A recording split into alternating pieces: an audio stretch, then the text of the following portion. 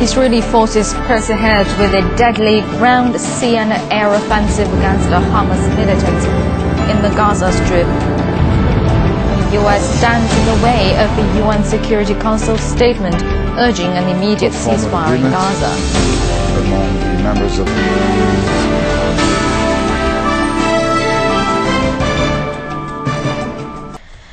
Well, Israel is pressing ahead with its bombardment of Hamas militant targets following the first full day of its ground offensive.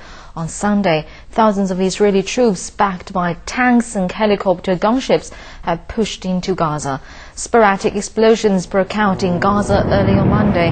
Israel says it has dealt a heavy blow against Hamas as it expands its operation, but Palestinian civilians are bearing the brunt. Hamas says the Israeli offensive has killed 500 Palestinians and the number of civilians is growing. Israel says one Israeli soldier has been killed and more than 30 others wounded in the ground offensive.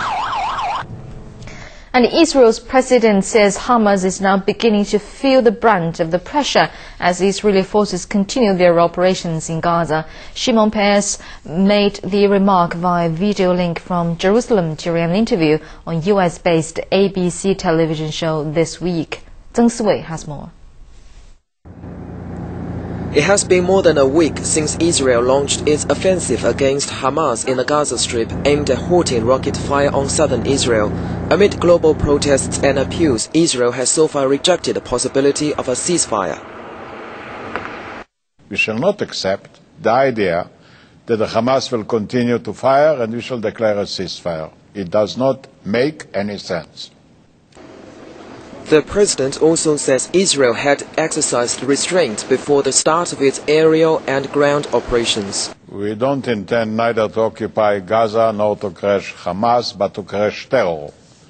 And Hamas needs a real and serious lesson. They are now getting it. Israel's military is stressing that its forces are trying to avoid hurting innocent people. The citizens of Gaza are not our target, but we want to explain that anyone who provides a hiding place for terrorists or keeps them in his house, they are terrorists too. Israeli military officials confirm the operation may last many days, but Israel says it will continue to allow aid supplies into Gaza to prevent a humanitarian crisis. Zheng Siwei, CCTV.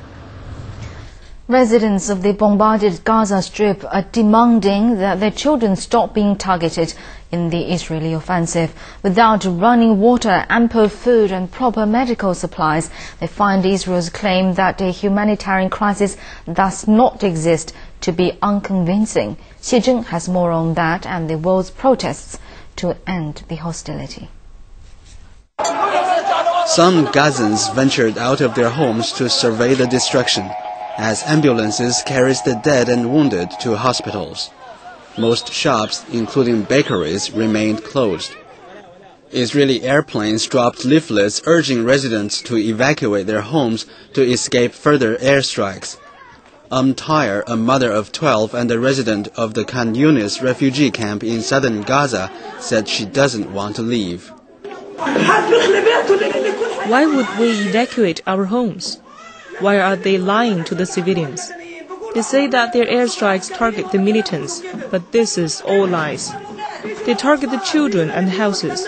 It's those who are sleeping who get hit in the air raids.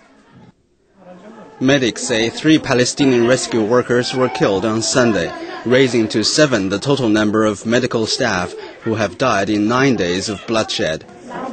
Of the more than 500 dead, a UN agency said at least a quarter were civilians. A Palestinian human rights group put the figure at 40%. The United Nations said Gaza's utilities were barely functioning. Its electric power plant has shut down and the sanitation system cannot treat the sewage. Despite the winter cold, cooking gas and fuel for heating is no longer available.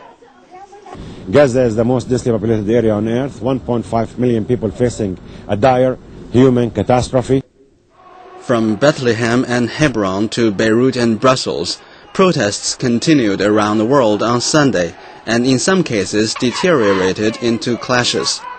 Some wore white sheets representing the sheets in which dead bodies are wrapped. But with Israel accusing Hamas of using civilians as human shields and denying a humanitarian crisis exists in Gaza, an end to the suffering in Gaza still seems a long way off. 写真 CCTV. A delegation of top diplomats from the European Union has gathered in Egypt for talks on the Israeli military operation in the Gaza Strip.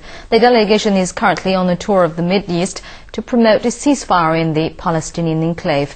The EU team is led by Czech Foreign Minister Karel Schwarzenberg, whose country holds the current rotating presidency.